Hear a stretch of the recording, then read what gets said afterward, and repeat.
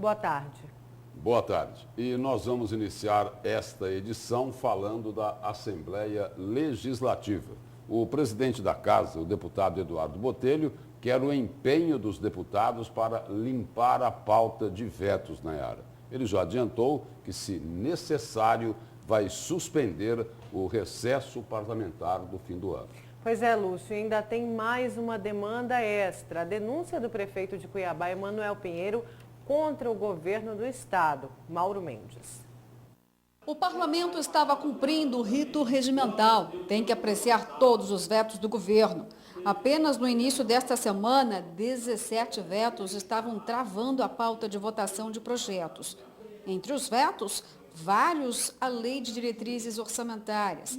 Mas a esperança é de que na próxima semana finalize ao menos todo o trâmite do plano plurianual, que já passou pela segunda votação. A Casa segue votando em secreto os vetos do governador Mauro Mendes. O deputado João Batista teve vitória.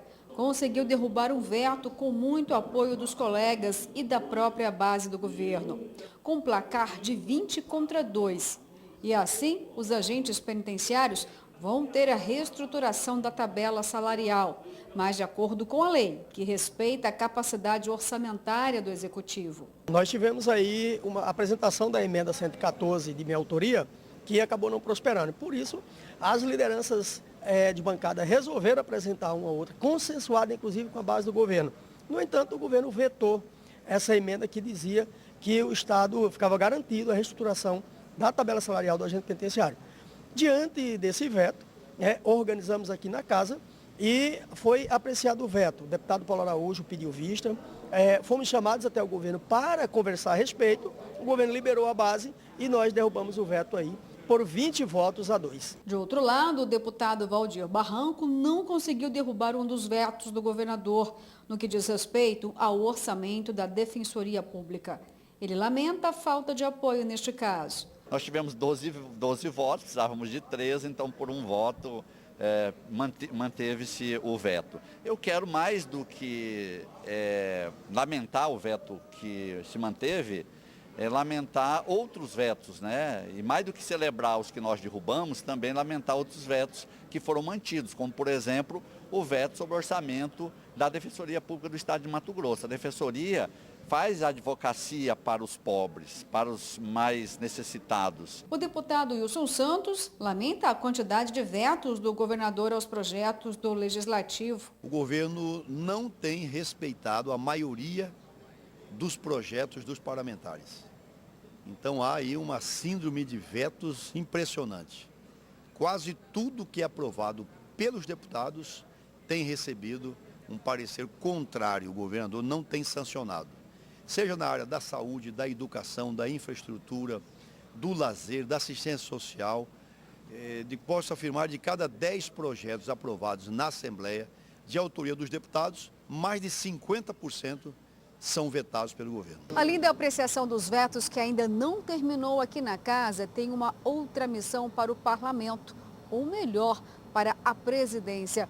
É o fato de que o prefeito da capital, Emanuel Pinheiro, encaminhou denúncia ao presidente da Casa, pedindo que fosse instalada uma CPI contra o governador Mauro Mendes. No entanto, o presidente, a princípio, já teria descartado a formação de uma CPI, mas pondera se pode, pelo menos, criar uma comissão de acompanhamento. A Procuradoria-Geral da Casa é que deve decidir. Enquanto isso ainda não tem um ponto final, os deputados acabam fazendo suas avaliações em relação a essa disputa entre o prefeito da capital e o governador do estado. Para nós aqui é motivo de tristeza, né? Porque nós queríamos que tivesse uma harmonia entre os gestores municipal e estadual. E essa disputa sempre houve. Os governadores não se satisfazem em cuidar apenas do Estado, querem cuidar do Estado e da capital. Foi assim entre Garcia Neto e João Ponce na década de 50, foi assim entre eu e o Blairo Maggi, e agora entre o Emanuel e o Mauro Mendes Ferreira. O que eu aconselho é que coloquem os interesses da sociedade acima das vaidades, das disputas ideológicas e partidárias. É grave a denúncia trazida aqui, não dá para negar, ela é grave a denúncia trazida pelo prefeito Emanuel Pinheiro. A Assembleia precisa investigar isso, precisa se debruçar sobre isso. O presidente Botelho alega que não tem fatos, ainda argumentos suficientes para a abertura de uma CPI, vai criar uma comissão.